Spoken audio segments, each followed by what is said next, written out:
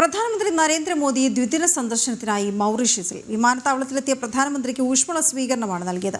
ദേശീയ പതാകയും ഏന്തിയാണ് പ്രവാസികൾ അദ്ദേഹത്തെ സ്വീകരിച്ചത്. ഭാരതം സാമ്പത്തിക സഹായം നൽകുന്ന 20 പദ്ധതികളുടെ ഉദ്ഘാടനവും പ്രധാനമന്ത്രി നിർവഹിക്കും. രാജ്യത്തിന്റെ 57ാമത് ദേശീയ ദിനാഘോഷത്തിൽ പ്രധാനമന്ത്രി വിശിഷ്ടാതിഥിയാകും. ഇരു രാജ്യങ്ങളിലെയും സഹകരണം ശക്തിപ്പെടുത്തുകയാണ് ലക്ഷ്യം. ഐസൻ ജോസ് ചേർന്ന് വിവരങ്ങളുമായി. ഐസൻ, ഏറ്റവും പ്രധാനപ്പെട്ടതൊന്ന് അവിടുത്തെ ദേശീയ ദിനാഘോഷവുമായി ബന്ധപ്പെട്ട പ്രധാനമന്ത്രി മുഖ്യ അതിഥിയാകുന്നു എന്നുള്ളതാണ്. ഒപ്പം അദ്ദേഹത്തിന് നൽകിയ സ്വീകരണവും തുടർന്ന് നിർണായകമായ കൂടിക്കാഴ്ചകൾ ഉണ്ടാകുമോ? മറ്റു വിവരങ്ങൾ? തീർച്ചയായും വീണ, സ്വീകരണത്തിലൂടെ തന്നെ മൗറീഷ്യസ് വളരെ കൃത്യമായൊരു സന്ദേശം, അല്ലെങ്കിൽ പ്രധാനമന്ത്രിയെ സ്വീകരിക്കുന്നതിലൂടെ തന്നെ കൃത്യമായൊരു സന്ദേശം മൗറീഷ്യസിൻ്റെ ഭരണകൂടം നൽകിയിരിക്കുന്നു എന്ന് തന്നെ നമുക്ക് മനസ്സിലാക്കാൻ സാധിക്കുന്നു. മൗറീഷ്യസ് പ്രധാനമന്ത്രി നവീൻ രംഗുലമും അതുപോലെ നവീൻ ചന്ദ്രരംഗുലം, അതുപോലെ തന്നെ ഡെപ്യൂട്ടി പ്രധാനമന്ത്രി, അതുപോലെ ചീഫ് ജസ്റ്റിസ് ഉൾപ്പെടെയുള്ള വലിയൊരു സംഘമാണ് അദ്ദേഹത്തെ സ്വീകരിക്കാൻ എത്തിയത് എന്നാണ് നമുക്കറിയാൻ സാധിക്കുന്നത്. അതുപോലെ സ്പീക്കറും ക്യാബിനറ്റ് സെക്രട്ടറി ഉൾപ്പെടെയുള്ളവരൊക്കെ എത്തിയെന്നാണ് നമുക്ക് മനസ്സിലാക്കാൻ സാധിക്കുന്നത്.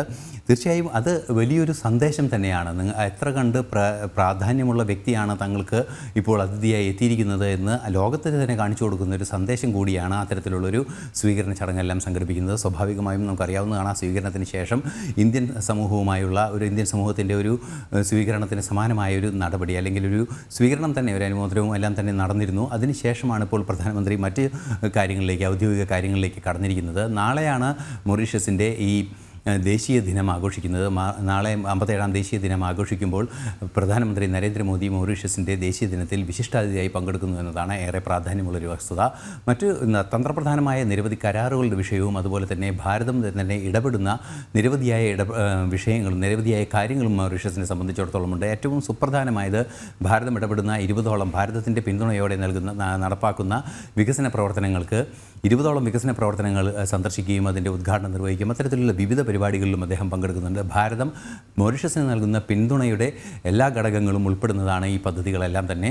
അടുത്തതായി പ്രധാനമന്ത്രി ഇടപെടുന്നത്, പ്രധാനമന്ത്രിയുമായുള്ള ചർച്ചകളിലേറെ പ്രാധാന്യമർഹിക്കുന്നത് ഈ മാരിടൈം സുരക്ഷ സംബന്ധിച്ച്, സമുദ്ര സുരക്ഷ സംബന്ധിച്ചും അതുപോലെ തന്നെ സമുദ്ര ഗതാഗതം, അത്തരം വിഷയങ്ങളിലാണ്. മാത്രമല്ല ഈ രണ്ട് രാജ്യങ്ങൾക്കുമായി വലിയ തോതിൽ ഏറ്റവും വലിയ, അല്ലെങ്കിൽ ലോകത്തെ തന്നെ ഏറ്റവും പ്രധാനപ്പെട്ട എക്സ്ക്ലൂസീവ് എക്കണോമിക് സോണുകളുടെ ഒരു വിന്യാസമുള്ള രണ്ട് രാജ്യങ്ങളാണ്. നമുക്കറിയാവുന്നതാണ്, സമുദ്രതീരത്ത് നിന്നും 225 നോട്ടിക്കൽ മൈലോളം എക്സ്ക്ലൂസീവ് എക്കണോമിക് സോണായി അതാത് രാജ്യങ്ങൾക്ക് പ്രയോജനപ്പെടുത്താവുന്നതാണ്. അത് മൗറീഷ്യസിൻ്റെയും ഭാരതത്തിൻ്റെയും സംയുക്തമായി പ്രയോജനപ്പെടുത്തുമ്പോൾ വലിയൊരു ഏരിയ, അത് ലക്ഷക്കണക്കിന് കിലോമീറ്റർ സ്ക്വയർ വരുന്ന ഒരു ഏരിയയാണത്.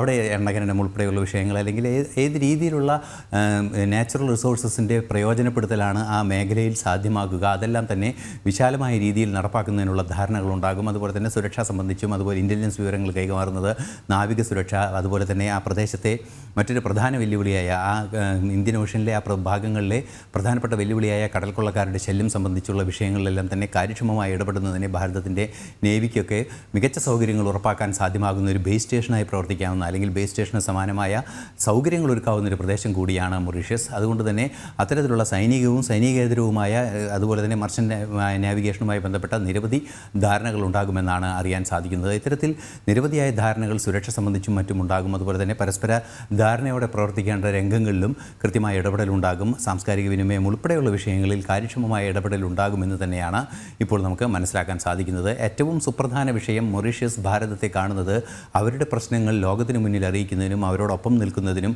ശാക്തീകരിക്കപ്പെട്ട ഗ്ലോബൽ സൗത്തിൻ്റെ ഒരു പ്രതിനിധി, അല്ലെങ്കിൽ നേതൃസ്ഥാനത്തുള്ള രാജ്യം എന്ന നിലയ്ക്കാണ്. അതുകൊണ്ട് തന്നെ ആ നിലവാരത്തിൽ ഭാരതത്തെ പരിഗണിക്കുന്ന ഒരു ദൃശ്യങ്ങളാണ് നമുക്കിപ്പോൾ കാണാൻ സാധിച്ചത്. അത്തരത്തിൽ ഏറ്റവും പ്രധാനപ്പെട്ട ഒരു സൗഹൃദമാണ് ഭാരതവുമായി ഉള്ളത് എന്ന് കൃത്യമായി മൗറീഷ്യസ് പറയുന്നു. അത് യഥാർത്ഥത്തിൽ അങ്ങനെ തന്നെ ഞങ്ങളതിനെ സ്വീകരിക്കുന്നു എന്ന് ലോകത്തിനെ കാണിച്ചു കൊടുക്കുകയും ചെയ്യുന്നുണ്ട് എന്നതാണ് ഈ സന്ദർശനത്തിൻ്റെ ഏറ്റവും പ്രധാനപ്പെട്ട കാര്യം. മൗറീഷ്യസിൽ നിന്ന് രാവിലെയോടെയാണ് അദ്ദേഹം എത്തുകയും ചെയ്തത്. തീർച്ചയായും അങ്ങനെ നോക്കുമ്പോൾ വളരെ നിർണായകമാണ് ഐസൻ. ശരി, പ്രധാനമന്ത്രി നരേന്ദ്രമോദി ദ്വിദിന സന്ദർശനത്തിനായാണ് മൗറീഷ്യസിൽ എത്തിയത്.